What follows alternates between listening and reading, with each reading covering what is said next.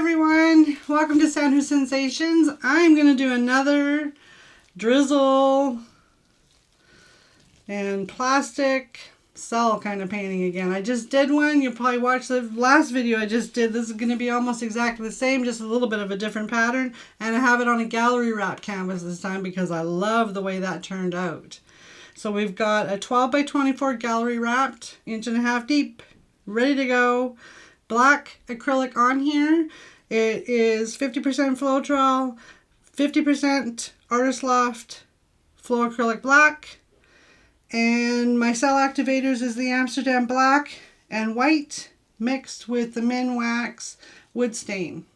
That's what I'm going to be using. And all my paints are Arteza. And we're just going to put some color down here and have some fun. Greg's going to throw some music on so you can sit back and enjoy. Now, if you're new to my channel, please hit the subscribe button. I would really appreciate it. We're all trying to grow our channels. And everybody that keeps coming back, you guys, you're just awesome. I just love everybody that leaves comments and thumbs up. And even just taking the 2 minutes or 3 minutes of time to click on my video and watch it. If you watch it for the full length of the video, that's a bonus for me because it adds to my minutes.